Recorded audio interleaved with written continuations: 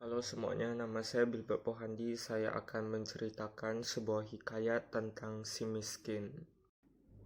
Karena sumpah Batara Indra, seorang raja keinderaan beserta permaisurinya dibuang dari keinderaan sehingga sengsara hidupnya.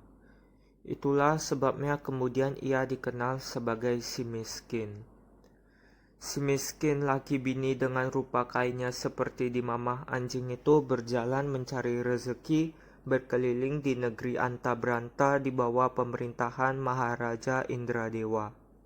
Kemana mereka pergi selalu diburu dan diusir oleh penduduk, secara beramai-ramai dengan disertai penganiayaan sehingga bengkak-bengkak dan berdarah-darah tubuhnya. Sepanjang perjalanan, menangislah si miskin berdua itu dengan sangat lapar dan dahaganya. Waktu malam tidur di hutan, siangnya berjalan mencari rezeki. Begitulah seterusnya. Ketika istrinya sudah mengandung 3 bulan, ia menginginkan makan mangga yang ada di taman raja. Si miskin menyatakan keberatannya untuk menuruti keinginan istrinya itu. Tetapi istri itu makin menjadi-jadi menangisnya. Maka berkatalah si miskin, "Diamlah, tuan jangan menangis, biar kakanda pergi mencari buah mempelam itu. Jikalau dapat, kakanda berikan kepada tuan." Si miskin pun akhirnya pergi ke pasar. Pulangnya membawa mempelam dan makanan-makanan yang lain. Setelah ditolak oleh istrinya, dengan hati yang sebal dan penuh ketakutan, pergilah si miskin menghadap raja memohon mempelam. Akhirnya dia pun memperoleh setangkai mangga. Pulanglah ia segera.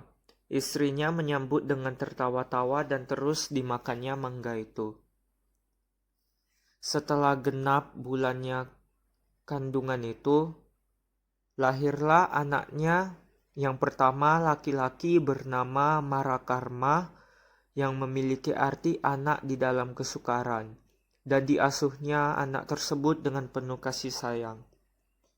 Ketika menggali tanah untuk keperluan membuat teratak sebagai tempat tinggal, didapatnya sebuah tajau yang penuh berisi emas yang tidak akan habis untuk berbelanja sampai kepada anak cucunya.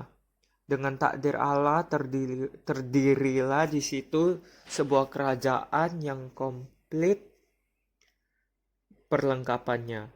Si miskin lalu berganti nama menjadi Maharaja Indra Angkasa dan istrinya bernama Tuan Putri Ratna Dewi. Negerinya diberi nama Puspasari. Tidak lama kemudian lahirlah anaknya yang kedua, perempuan, bernama Nilakesuma. Maharaja Indra Angkasa terlalu adil dan pemurah sehingga memasyurkan kerajaan Puspasari dan menjadikan iri hati bagi Maharaja Indradewa di negeri Antabranta.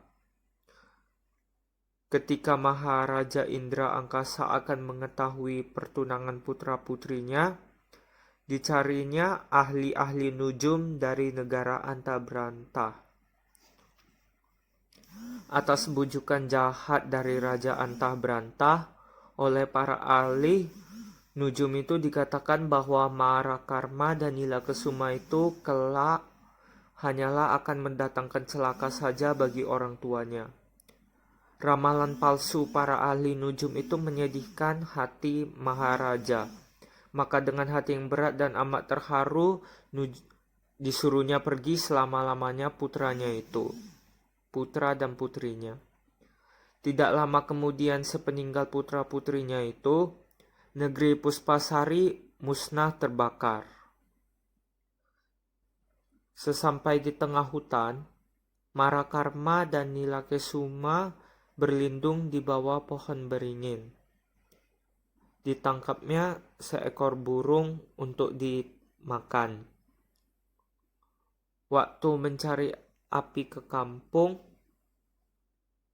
karena disangka mencuri, Marakarma dipukuli oleh banyak orang. Kemudian pada akhirnya setelah mendapati ia mencuri, ia dilemparkan ke laut. Nilakesuma ditemui oleh Raja Mengindrasari, putra mahkota dari Panglima Cahaya, yang pada akhirnya menjadi istri putra mahkota itu dan bernama Mayang Mengurai. Namun, nasib Marakarma di lautan teruslah ia hanyut dan akhirnya terdampar di pangkalan raksasa yang menawan cahaya Cairani yang setelah gemuk akan dimakan.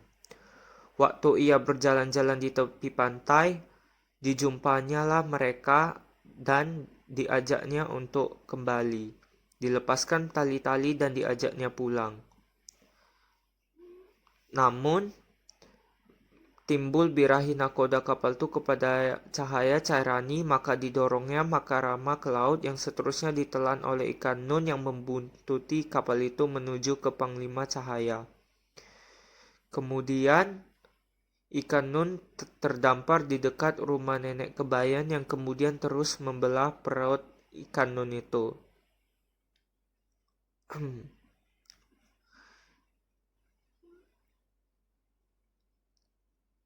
Nenek Kebayan itu membelah perut ikan nun itu dengan daun padi karena mendapat petunjuk dari burung Raja Wali, sampai Marakarma dapat keluar dengan tak bercela. Kemudian mereka membuka sirip dari ikan tersebut. Nenek itu menemukan Marakarma sedang terbaring tak bernapas. Setelah kejadian itu, Marakarma menjadi anak angkat nenek Kebayan yang kehidupannya berjualan bunga. Marakarma menjadi anak angkat nenek Kebayan yang hidupnya berjual bunga. Namun Marakarma selalu menolak mengubah bunga. Alasannya gubahan bunga Marakarma dikenal oleh cahaya Cairani yang menjadi sebab dapat bertemu kembali antara suami istri itu. Karena cerita nenek Kebayan mengenai putra Raja Mengindrasari menemukan seorang putri di bawah pohon beringin yang sedang menangkap burung, taulah Marakarma bahwa putri tersebut adiknya sendiri. Maka ditemuinya lah. Nakoda kapal yang jahat itu dibunuhnya. Selanjutnya, Marakarma mencari ayah bundanya yang telah jatuh miskin kembali. Dengan kesaktiannya, diciptakannya kembali kerajaan yang dikenal dengan nama Puspasari dengan segala perlengkapannya seperti dahulu kala. Namun tidak semuanya tercapai dengan secepat itu.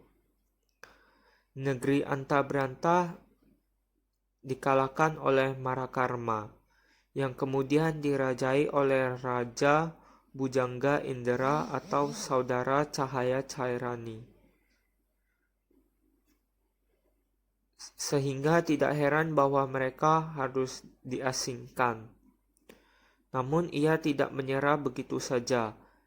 Marakarma pergi ke negeri mertuanya yang bernama Maharaja Mulakisna di Mercu Indra dan menggantikan mertuanya yang bernama Maharaja Malaikisna di Mercu Indra dan menggantikan mertuanya itu menjadi Sultan Mangindra. Mereka pun akhirnya bisa hidup dengan tenang dan menikah tanpa memandang status ataupun dipenuhi pertanyaan-pertanyaan lagi. Begitulah kisah dari mereka berdua.